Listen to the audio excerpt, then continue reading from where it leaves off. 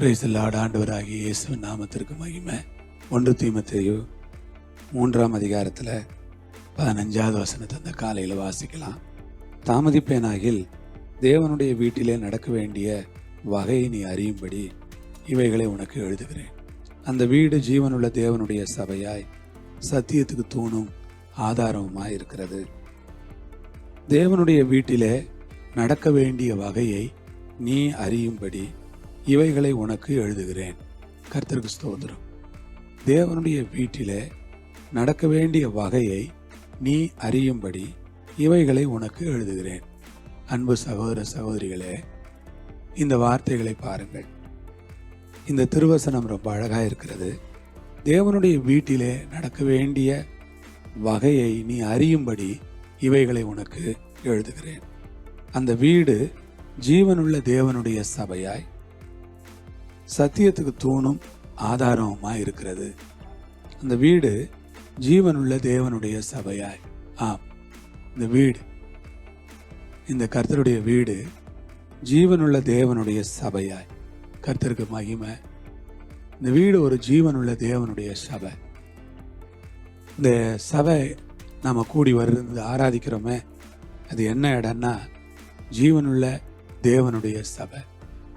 ஜீவனுள்ள தேவனுடைய சபையா இருக்கிற அந்த வீட்டுக்காக கர்த்தரை நான் ஸ்தோத்திரிக்கிறேன். ஜீவனுள்ள தேவனுடைய சபையா சத்தியத்துக்கு தூணா ஆதாரமா இருக்கு. கர்த்தருக்கு ஸ்தோத்திரம். ஜீவனுள்ள தேவனுடைய சபை. இந்த சபையில ஜீவனுள்ள தேவன் இருக்கிறார். இந்த சபையில வல்லமை உள்ள தேவன் இருக்கிறார். இந்த சபையில் நாம் கூடும்போதெல்லாம் ஒரு பராக்கிரமம் நிறைந்த கர்த்தர் இந்த சபையை ஆளுகை செய்கிறார். ஒரு வல்லமை உள்ள கர்த்தர் இந்த சபையில உலாவுறார். ஒரு மகிமையான கர்த்தர் இந்த சபையில வல்லமையா கிரியை செய்கிறார். ஒரு மகத்துவமான தேவன் இந்த சபையை ஆசீர்வதிக்கிறார். இந்த சபை ஜீவனுள்ள தேவனுடைய சபை. சாதாரண ஒரு இடம் இல்லை. கர்த்தர் இந்த சபையில ஜீவிக்கிறார். இந்த சபை அவருடைய வீடு. இந்த சபை அவருடைய ஸ்தலம். இந்த சபை அவர் வாசம் பண்ணுகிற இடம். இந்த சபை அவருடைய மகிமைக்கான ஒரு இடம். இந்த சபையில அவருடைய மகிமையும் அவருடைய வல்லமையும் அவருடைய மாட்சிமையும் நாட்டப்படுகிற ஒரு இடம்தான் இந்த சபை. கர்த்தருக்கு ஸ்தோத்திரம். சத்தியத்துக்கு தூணா ஆதாரமா இருக்கு. இந்த சபை சத்தியத்துக்கு ஒரு தூண், சத்தியத்தை தாங்கும் தூணாக. இந்த சபையில சத்தியம் கை கொள்ளப்படுது. இந்த சபையில சத்தியம் போதிக்கப்படுது. சத்தியம் பிரசங்கிக்கப்படுகிறது. சத்தியத்தை மக்கள் இந்த சபையில கை கொள்றாங்க.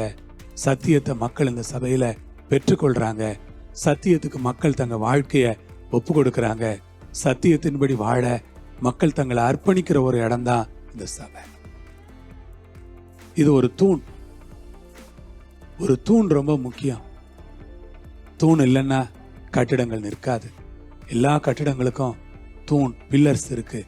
பில்லர்ஸ் இல்லாத கட்டிடங்கள் கிடையாது. எல்லாத்துக்கும் பில்லர்ஸ் இருக்கு. சர்ச் ஆண்டவருடைய அந்த ட்ரூத்துக்கான ஒரு பில்லர். இதை வச்சுதான் ஜனங்க சத்தியம் இப்படித்தான் இருக்கும், இதுதான் சத்தியம், இவ்விதமான சத்தியங்கள் இருக்குன்னு ஜனங்க விளங்கிக்கிடுறாங்க. தெய்வீக சத்தியங்களை இங்கதான் ஜனங்க கத்துக்கிடுறாங்க. தெய்வீகமான வழிகளை கத்துக்கிடுறாங்க. தெய்வீக போதனைகள் மக்களுக்கு இங்கே போதிக்கப்படுகிறது. அப்படிப்பட்ட ஒரு சபைக்காக கர்த்தராகிய இயேசுவை நான் ஸ்தோத்திரிக்கிறேன். தூணாக ஆதாரம். இந்த சபை ஒரு ஆதாரம். கர்த்தருக்கு ஸ்தோத்திரம். இந்த சபை இல்லைன்னா ஒரு ஆதாரமே இல்லாமல் போயிடும். இந்த சபையை கர்த்தர் ஒரு ஆதாரமாக வைத்திருக்கிறார். சத்தியத்துக்கு தூணாகவும் ஆதாரமாகவும் வைத்த கர்த்தருக்கு ஸ்தோத்திரம். கர்த்தர் ஒரு ஆதாரமா இந்த சபையை வச்சிருக்கிறார். கர்த்தருடைய பரிசுத்த நாமத்திற்கு மகிமை உண்டாகட்டும். இந்த சபை ஒரு ஆதாரமாக வைத்த தேவனுக்கு ஸ்தோத்திரம். இந்த சபை கர்த்தருக்கு அவருடைய சத்தியத்துக்கு ஒரு ஆதாரமா இருக்கு. விசுவாசிகளே, நீங்களும் நானும் தேவனுடைய சபையில ஒரு அங்கமாக, தேவனுடைய சபையில ஒரு ஐக்கியமாக இருப்பது எவ்வளவு பெரிய பாக்கியம்னு யோசித்து பாருங்க. தேவனுடைய சபையை தாங்குகிற தூணாக, தேவனுடைய சபையை ஆதரிக்கிற ஒரு மனிதர்களாக தேவன் நம்மை வைத்தார். அதற்காக தேவனுக்கு ஸ்தோத்திரம். தேவனுடைய கரங்கள் எல்லாவற்றையும் ஒப்பு கொடுப்போம். இந்த சபை ஒரு ஆதாரமா இருக்கட்டும்.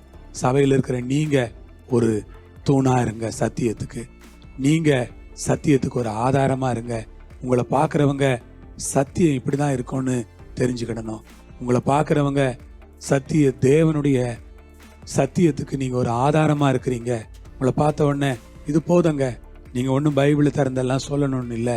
உங்களை பார்க்கும்போதே தெரியுது நீங்களே ஒரு ஆதாரமா இருக்கிறீங்க. ஜெபிப்போமா.